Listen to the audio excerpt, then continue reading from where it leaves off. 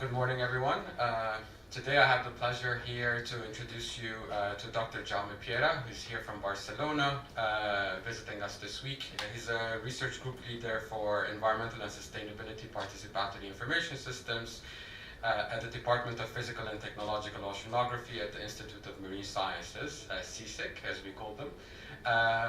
Me and Jaume have been working together already for a number of years on different Horizon projects. When we were leading authors, they're also leading ProBleu, which has a lot of common overlaps with regards to citizen science in schools. And currently we're also in the same project together, CS-MAC1, which is building the marine citizen science data network.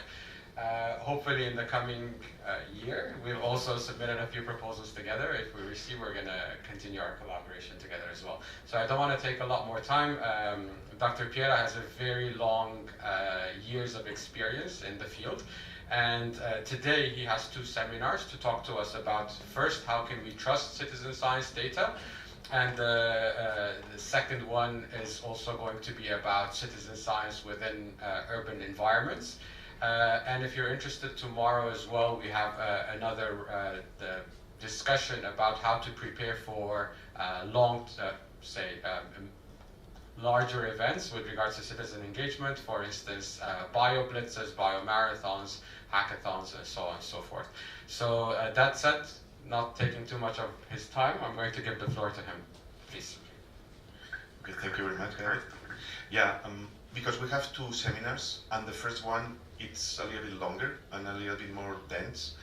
We talk about, to have the first hour, basically, to introduce this one. Maybe then we have the coffee break. The second one about urban environments is a little bit shorter, so we will have a little bit more space for discussions. All right? Okay, so let's go. So, first of all, I would like to frame, that's I suppose, quite, I would say, well-known framework about scientific method, but I want to emphasize this idea, coming from observations, from data, to comprehension, the scientific theory. If you can see it's in the opposite way, so we come from data we try to extract information, from information we get the knowledge, and finally we get the comprehension. The talk today, it's more or less on the two first layers. How from data we can extract proper information. We have to think about, is there any pointer or something?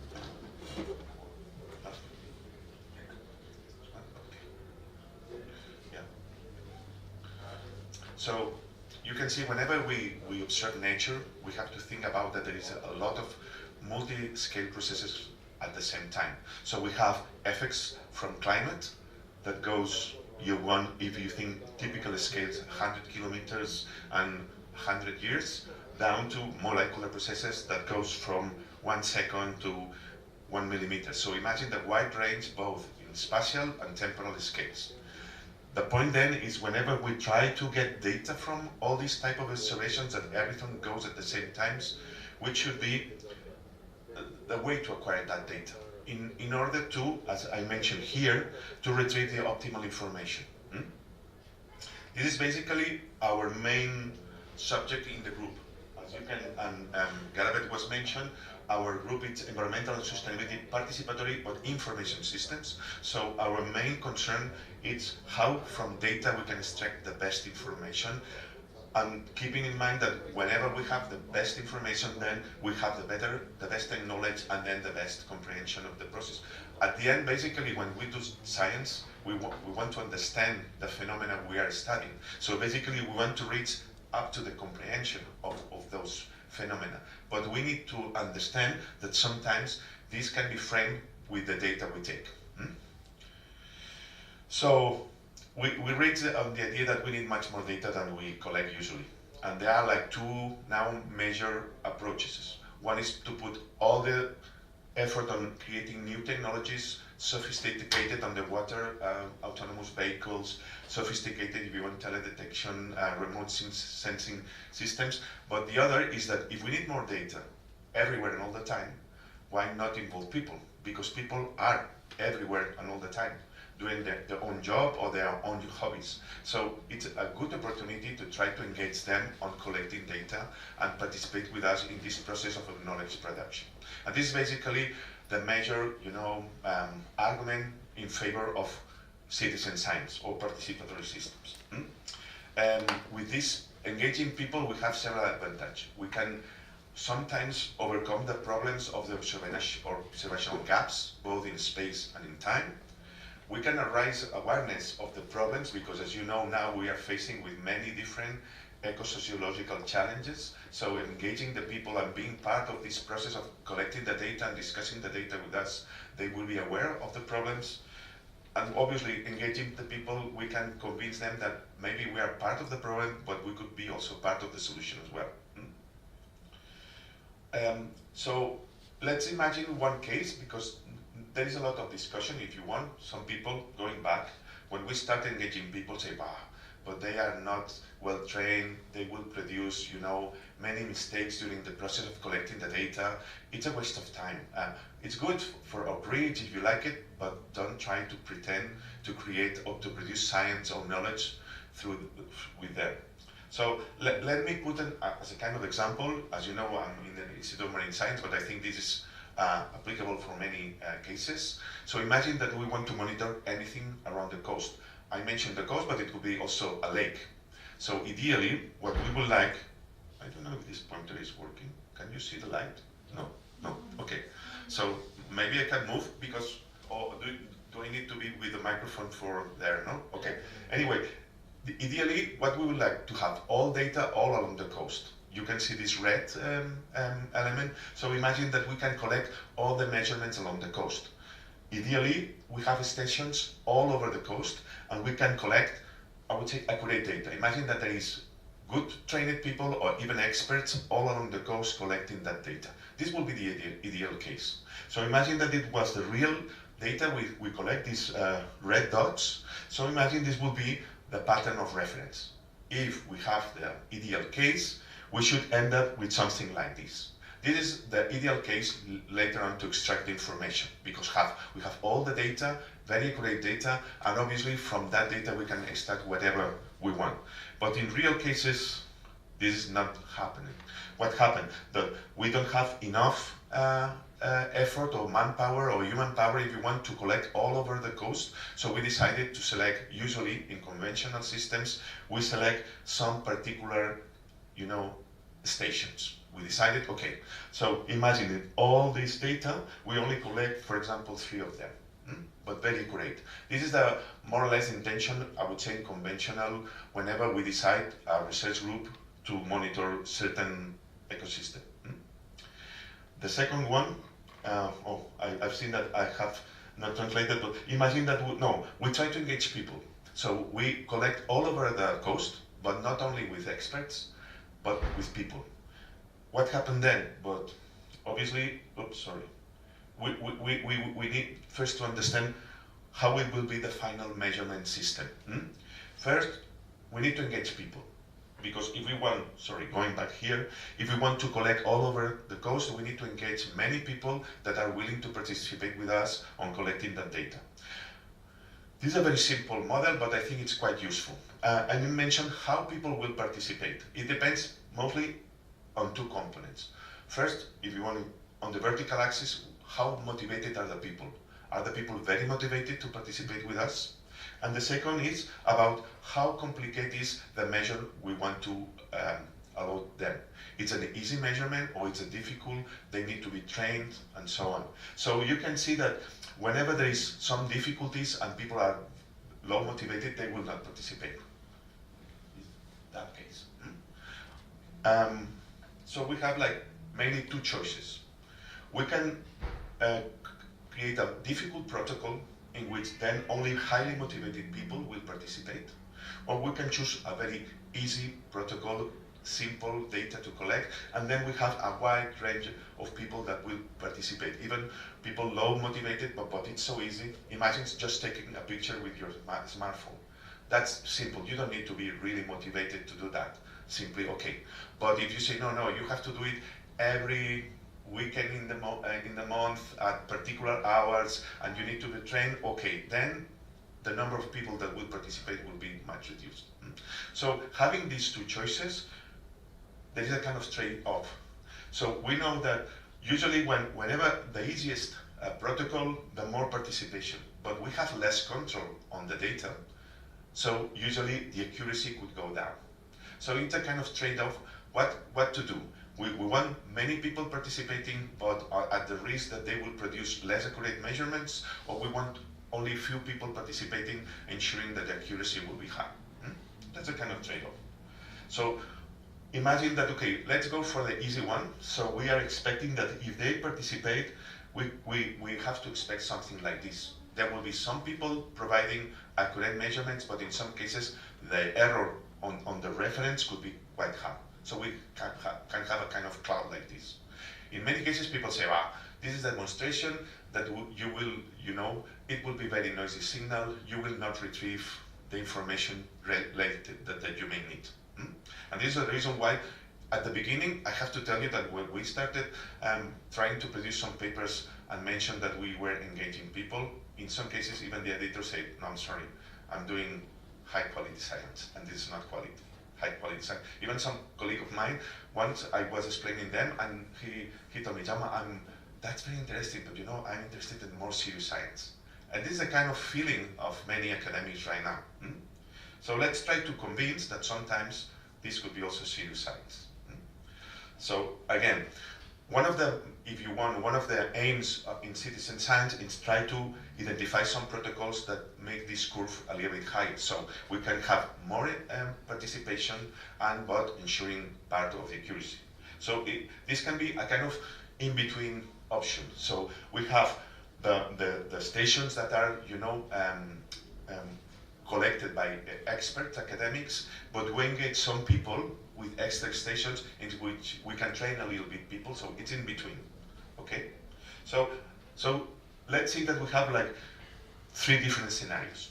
We have the ideal case, all the cost has been collected by expert people.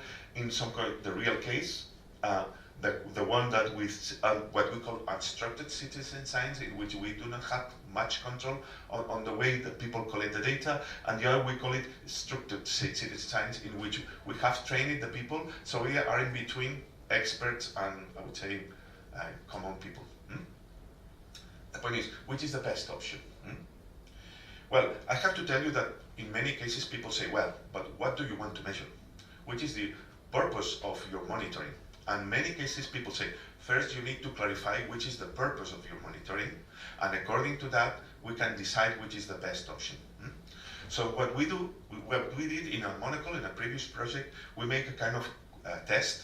We try to ask academic people, okay, we have 3 different scenarios. In one scenario, it's the one that we need to sample, for environmental regulations. So imagine that there is a government and say, guys, I need a kind of more regular monitoring. So in that particular case, do you think should be seasonal, monthly, weekly, and so on? So we have the first scenario, it's basically compliance with environmental regulations. The second is what is called operational sampling. Is usually if you are sampling regularly, what kind of sampling frequency do you have? Do you have monthly, weekly, daily? And the other is, but if we want to capture all the variability, which should be? And this is more or less the answer we get. So for environmental regulations, many people agree that it should be seasonally or monthly. In operational sampling, many people are doing now regular monitoring using monthly based monitoring. But when they say no, adequate variability, there is a little bit more, I would say, discussion on that. Some people say weekly, daily, and even sometimes oral. Do you agree more or less on this? Because it was a kind of general consensus. Do you agree more or less on this? Or do you think it could be something that we need to discuss further?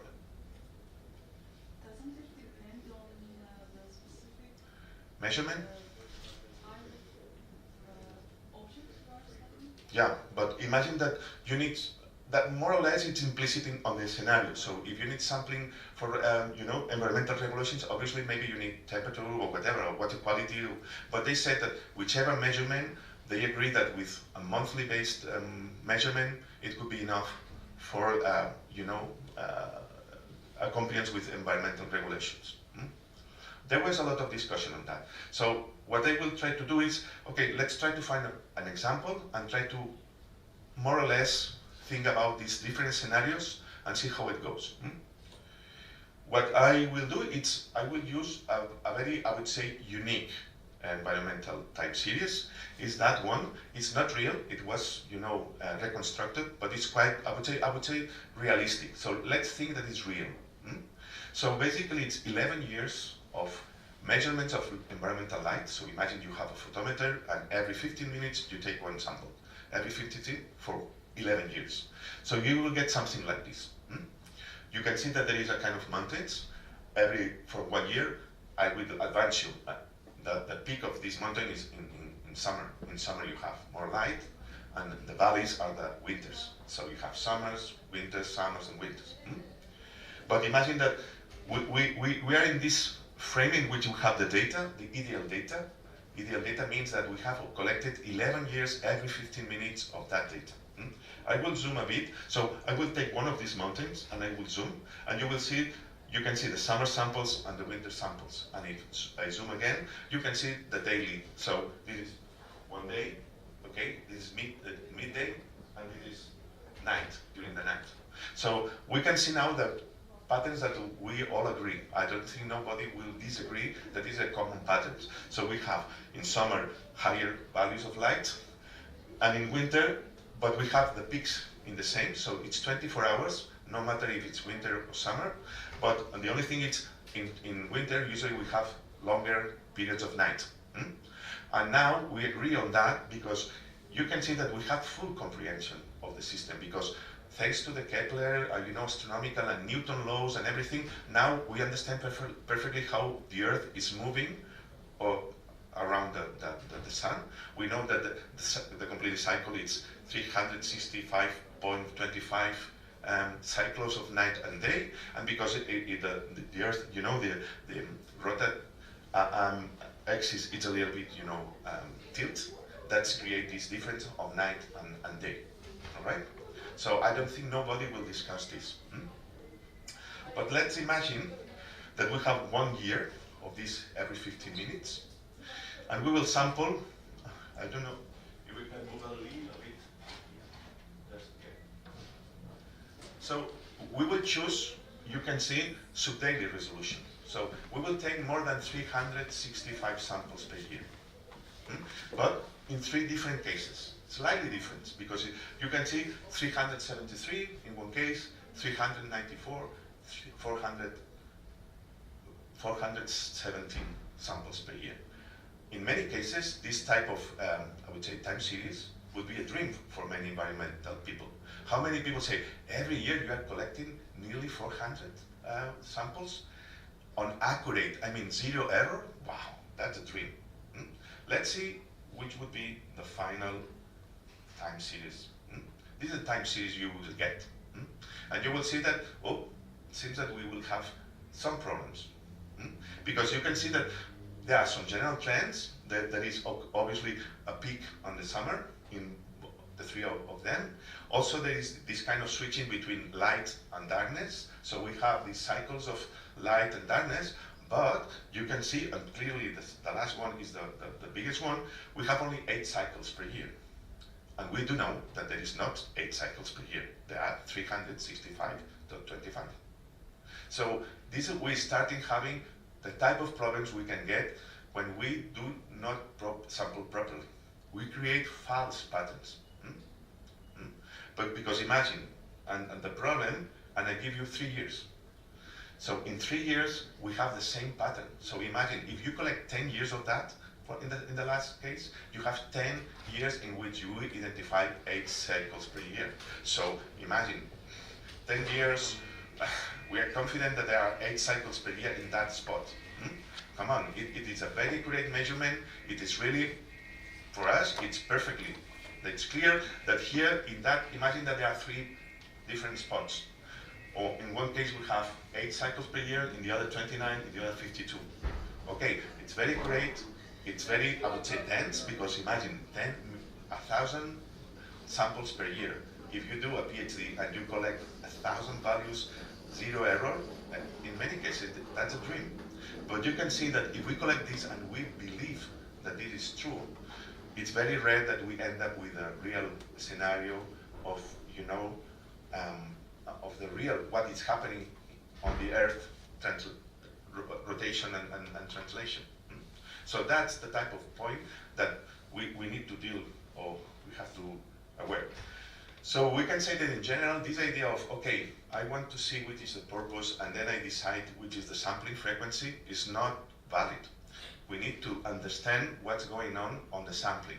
And there is a theory, a very solid theory behind this. And this, all this theory came during the past century, half past. It started with Edmund Whittaker in 1915. He was a mathematician, a Scottish mathematician, that he started thinking about how many points do I need to reconstruct the signal that I want. So more than 100 years ago. And all these end up with Claude Shannon. Maybe Shannon is a little bit more familiar with you. Oops, I don't know what happened.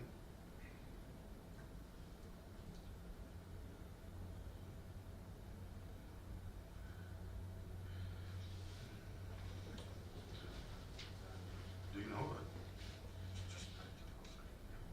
Yeah, I tried, but.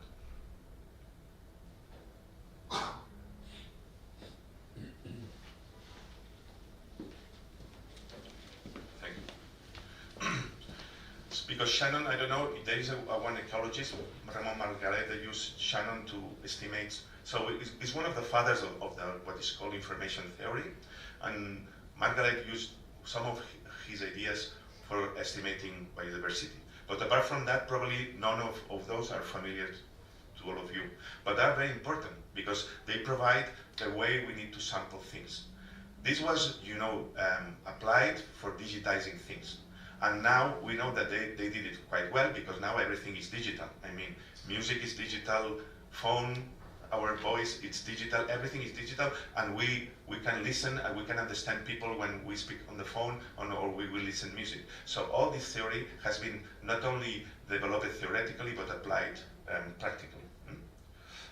One of the things that they found is that if you do not collect enough data, you can create an artifactual signal.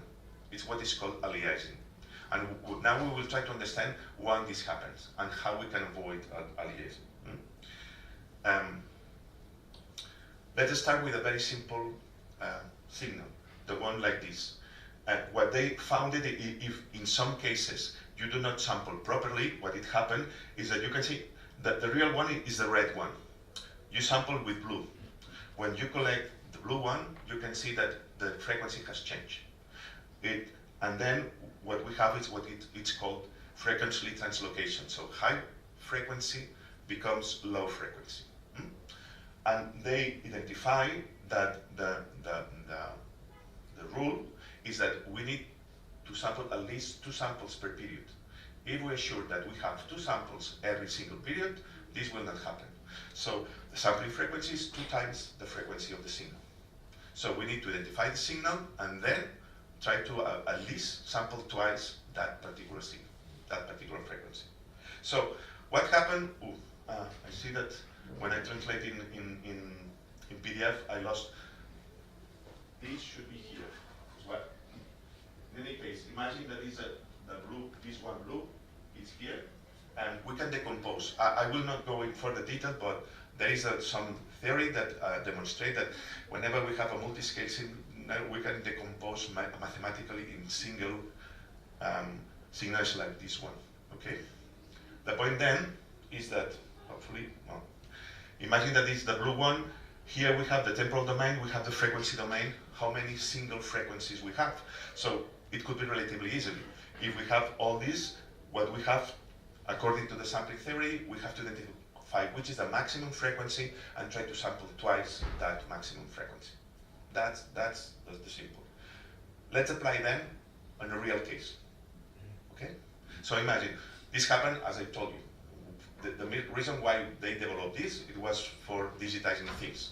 So at least some of us, we were familiar or using, the analog vinyl disc, and then it was translated to compact disc. The question was, how many samples do I need to sample music to be sure that the compact disc will reproduce nice music.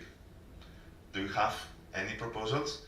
I start with 1,000 samples per second, 2,000, 5,000, roughly.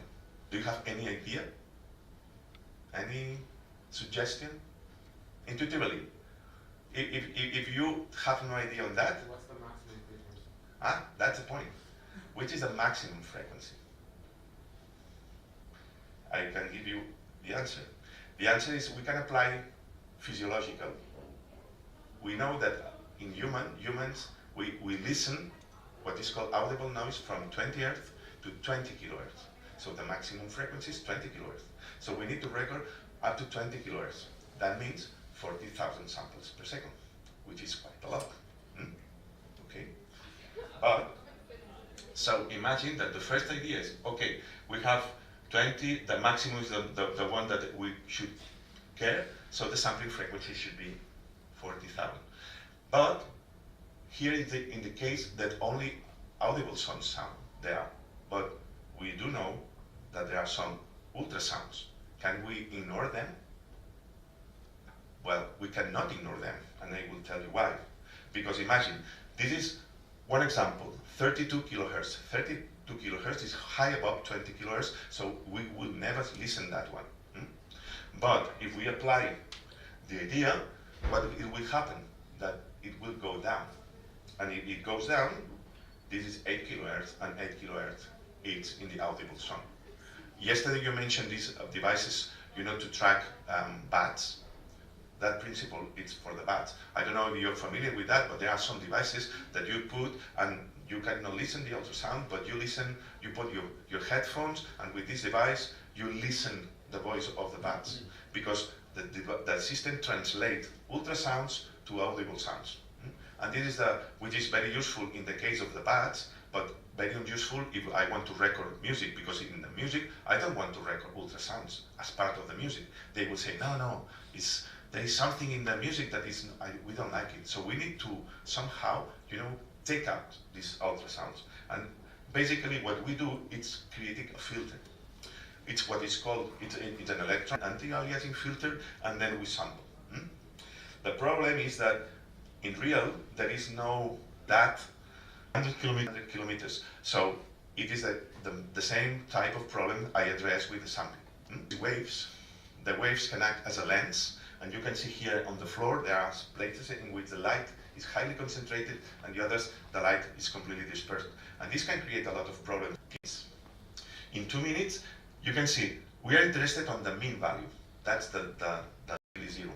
Yeah, and this is estimate that curve, but we have such things like this. So that's a lot of problems. So because obviously if we try to estimate the slope can change a lot depending on the waves. How we can solve that? Well, we identify one potential solutions. We use very simple devices. This is one device that you can buy on the internet. It costs €1, so it's relatively cheap. And it basically converts the quantity of light in a frequency, in a frequency signal. But depending on the light, the frequency is higher or slower. So you can imagine that if I put the different sensors at different depths, I'm expecting more light on the surface, less light on the bottom. So we are expecting higher frequency on the top, lower frequency at the bottom.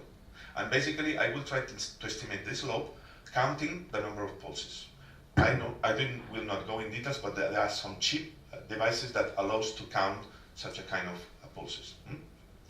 But the advantage is if I have wave focusing or even cloud, in a single sensor, I will assume that sometimes when there is light, it will oscillate much higher. When there is less light, it's lower. But if I integrate long enough, I will have an average number of pulses. So I'm avoiding the problem of this high frequency, because at the end, it's a matter of choosing a proper time integration system. So we try also to compare how can we estimate KD with sophisticated instruments and with this Arduino, that is the homemade system. And you can see that first we identify a bias. The bias is because the spectral response of the sensor is different. But once we identify the bias, correcting, you can see that the line is quite high, right? Quite good. But imagine the difference between a homemade system that it costs 150 euros and these ones that go from 9,000 to 50,000. So on top of that, if you want, is we try to make some experience with kids. It was a school-based system, and we put in different places. And we collect some time series, continuous time series, and we can see more or less what we end up at the end. So there are spatial differences. You can see in Alphax Bay, the KD is much higher, but also it depends on the time of the period of the year. Because obviously, in, I would say, spring, there is more algae, so we are expecting more turbid water, so the KD should be higher. So, but imagine that with this, if we can engage people doing their own devices and all along the coast, we can have all the measurements and with relatively well accurate measurements. And this is the idea behind that idea. So basically, what we are trying now is that we need to combine both. The idea is, okay, let's engage people and collect this, assuming that in some cases there will be some errors. But despite of that, you can see that the pattern could be more or less the same as the real pattern. The only problem sometimes is that there could be a kind of bias. How we can identify the bias? With the correct measurements. So then we identify the bias. With this, we can correct, and is what we did here, sorry. Here we identify the bias, we correct the bias, and then we apply it in some school workshops and so on. They build their own, and they put on the water, and we collect things like this. We think that this is doable. We think that we can engage people, and also we can try now even to down cost this part of 150. It's maybe a kind of barrier in some cases. If not, it's affordable, depending on some schools and so on. But the idea is that we will try to have a network of people measuring KD all over the coast. We can identify any potential bias going in some places, identify which is the KD, I would say, with sophisticated instrument, and finally we get this. With this, we get nearly the ideal pattern, and from that we can extract all the information and we can go and avoid all the problems that I mentioned. So, which are the take-home messages for that? Then data quality is multidimensional. People always think on accuracy. No, accuracy is one dimension, but data density, the one that I put here, it's also, as you can see, as important as accuracy. Also, I have no time, but sometimes timeliness is also important. Imagine that there is something that did happen, an oil spill or whatever, you need to identify it faster. Algal bloom, you know that in some cases algal bloom are very short time periods. We need to react fast. So then data density, sampling or setting the sampling frequency according to final purpose is not a good valid approach as to try to convince you. We need to deal with the problem of signal theory or information theory. So local factors, these high frequency components can completely, make an artifactual signal. And we think that citizen science can solve part of this problem, at least to achieve these high density requirements. And basically this is what I would like to mention in this first talk. I don't know, at the end it was not so, but it took a while. And so basically what I will do, I think it's better to stop here. Maybe show you later on some ideas behind that in the question of urban systems, and later we can have a general discussion. We can have a few questions. Yeah, but if you want, because I thought it would take longer time. I know that all the signal sampling theory was very fast. I know that if you are not familiar, so probably you need, I don't know, any question that maybe you want to address. Yeah, first of all, thank you very much. It was really interesting. And my question is regarding biodiversity data and observations, because we were talking about data density. It's not like you are going there and taking some water sample. You can have, I don't know, for instance, mushroom there today, tomorrow it disappears. Or you have, I don't know, some mammal just passed there, and I don't know, footprints disappear. Mhm. So what do you think, how you can, let's say, define the density of data collection for biodiversity Yeah. observations? There is an extra problem with biodiversity, is that you have to have taxonomic resolution. You're right that, so imagine, it's an extra challenge if you want, because what kind of organisms we need to sample? Is that enough, for example, on just collecting fish, or do we need fish, algae, crustaceans, anything? So it's, I would say, an extra problem. In some cases, maybe we need to identify if there are some target species that can give some clues about, I will mention a little bit in the second talk about that, but in some cases we can identify some particular taxonomic groups that are very sensitive, for example, to pollution, and that's why, okay, let's put all the effort on those. And basically it's the same. In the case of biodiversity, we can start with very simple, I would say, measurement. It's just presence, occurrence. Can I see that organism there at that particular moment, at that particular time? Or even more sophisticated, try to get abundance or more things like that. I would suggest to try to go first with a simple measurement, just occurrence. And the point is that if we have a lot more data, then maybe we can infer somehow a kind of abundance that also is important in some cases.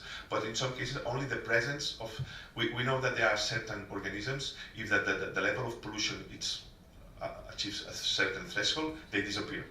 So we will not have zero occurrence anytime, and particularly we can estimate absence. That's but occurrence, if I see, okay, that's it. If I don't see it, it's because it's not there, or it's because I had sampled less than it was required. That's why, again, having high density of observations, you can say that the estimation is, if it's there, it's a very low frequency, because there were many people going there all the time and nobody was reporting. So it seems that we can estimate at least the confidence of the absence of that. But it's an extra, I would say it's even more complicated in some cases than particular measurements. What we are trying at least to do and study with my colleagues is adding, let's say, eDNA component, which could be, let's say, useful to identify and to missing species. Yeah, you are absolutely right. Probably molecular systems. We are also, in one particular project, we are now trying to combine participatory, I would say classical people, reporting with cameras and so on, with molecular systems. And also I think that now it's a little bit, I would say, young technology, but now there are some, what is called MinION. MinION is just, nanopore technology. I think it's not mature enough to be used, but I think in a matter of 5 or 10 years, there could be people going their own device, putting some samples, and and collecting eDNA by themselves. And I think this could be the future. Yes. I don't quite understand why the music has to be at the maximum possible frequency to sound nice. Is it distorted if it's not at maximum? Yeah. Oh, okay, I will try to put again. Control L. Yeah, I'm trying. Control L. No, sorry. Control L. Yeah. Okay.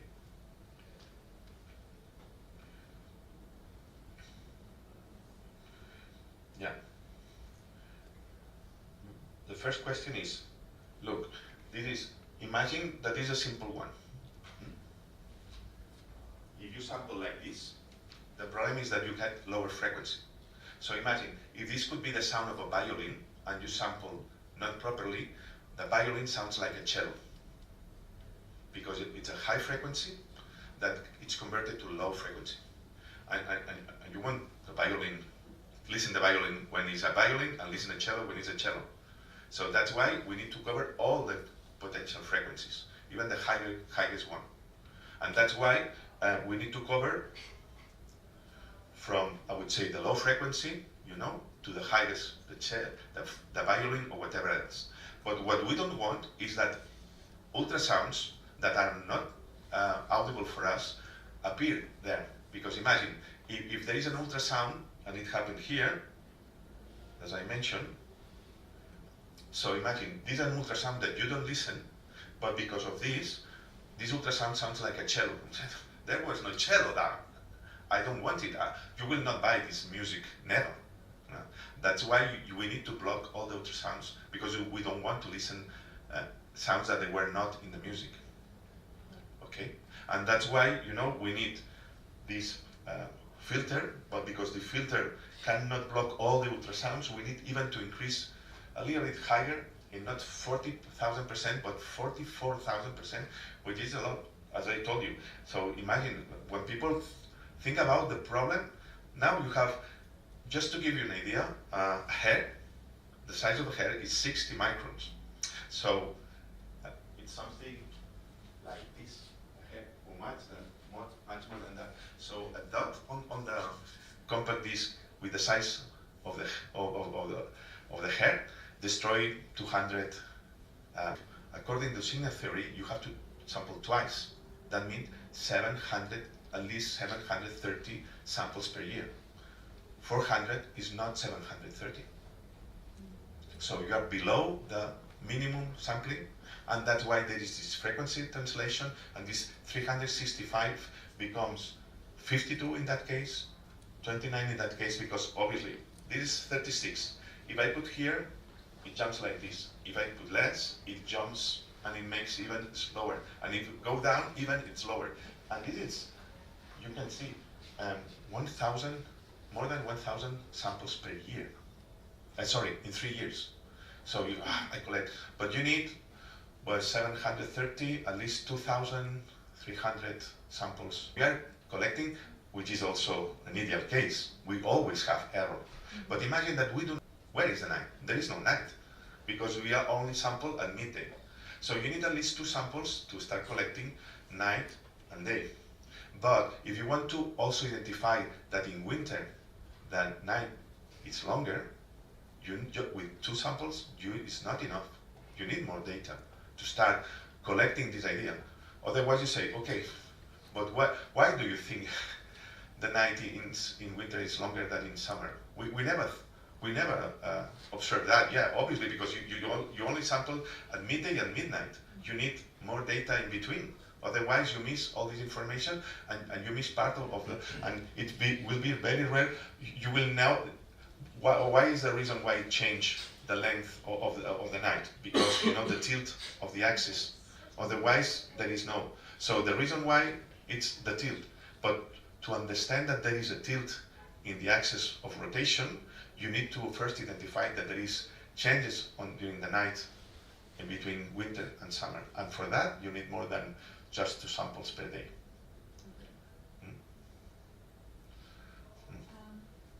Thanks. It was very interesting. You talked about alliancing from the perspective of maybe bias or inaccuracy, but maybe can we talk about it from the other perspective of having to do downsampling? For example, we have high frequency data. In some cases, we need to do downsampling because either our model runs very slow because we have a lot of data, we need to downgrade, or maybe we have some inaccurate data that we need to downsample to get rid of some of the maybe biases or so. But this downsampling goes at this level or this level, not at this level. So first you need to collect the data as is required. Later on, you will filter, smooth, do whatever you want, downsampling or whatever. But whenever you do downsampling, first you have to do a filter, and in which you take out all the high frequency components. You cannot do downsampling directly. You first you have to do a filter, and then when you have done a digital filter, but the original data needs to be. How can we account for that we would have to do downsampling probably later? So taking account that we need to get rid of some data, we probably need to collect some frequency, some higher frequency data in order later to be able to. So imagine, for example, as as I mentioned here, maybe you are not interested on 9-day cycles, you are only interested on that. But if you sample properly, later on you can decide to do, but imagine the problem is if you start having this type of data, you have a mental scheme about how the scene works that is completely wrong.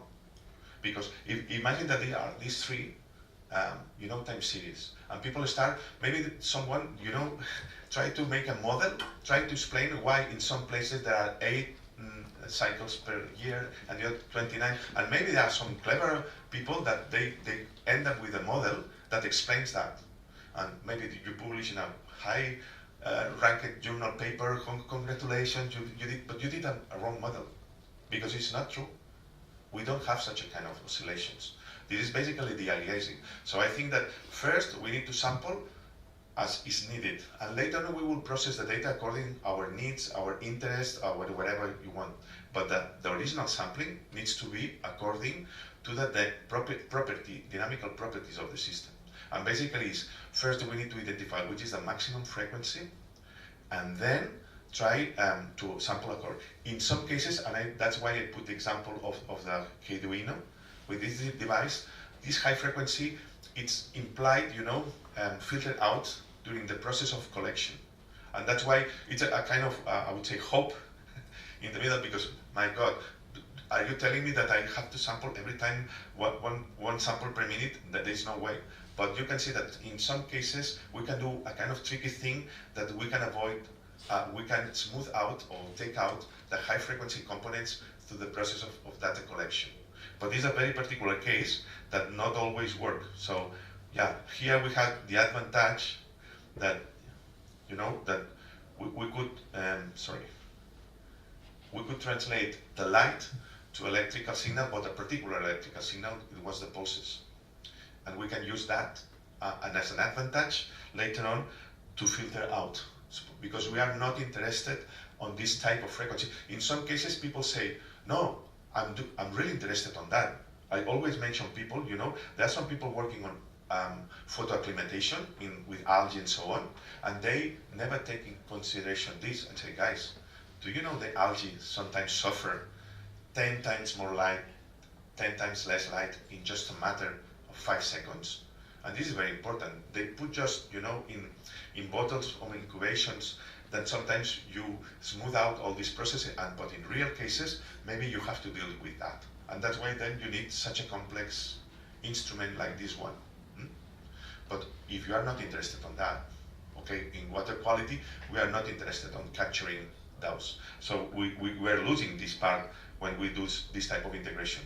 But because we are not interested on photo acclimatation, we are interested on water transparency. So it depends on your interest, but on top of that, you need to be assured that if they high frequency signal, you somehow smooth out, or you need to sample very fast. And in the case of biodiversity, it's very rare how you can smooth out high frequency components. Ethological, for example, questions. I'm sampling butterflies, but butterflies, maybe if I go once per week, maybe, oh, there is not that butterfly. Well, it was there, but because for any reason, if I just sample once, I didn't catch it, but it was there. The only, I think, hope or the only approach for me is the more eyes, a lot of people observing, if the butterfly is there, someone will spot it. I have a follow-up question on that. The example you gave were the cycles. And it was a good example because you showed 100% accuracy, no error, over 3 years, more than 1,000 samples. So in scientific circles, this will be identified as a reference point to compare. Yeah. Right? Well, we now, in hindsight, know it's wrong. However, in any normal situation, when you're using less accurate measurements, in this case citizen science, observations, whatever, less accurate sensors, we always use the more accurate measurement as the reference point. So if you come up with more observations, and you're comparing it to this 8-cycle, model that you created with a more accurate version, which in people's opinion, this is the one which we're comparing to because this is the accurate one. Any deviations that you come in reference to this, then people will say that your observations are not accurate because this is, you know, less trustworthy data and so on, but it might be the opposite. Yeah. Then how do you convince the scientific community, or maybe yourself, that the less accurate observations are the ones which are closer to the truth, and you don't, you know, scrape them off saying, oh, but we have an error in this because maybe people weren't trained enough or the sensor wasn't good enough, etc. I'm working now in a paper on that, but I can give you kind of a spoil on that. Sorry. Oh. You can see that this data accuracy with data that, you know, low density values, we are losing something. I don't know. And maybe in some cases To identify that on point. that one. But in 2012, I got an idea, and I got this kind of thing that also that local knowledge can give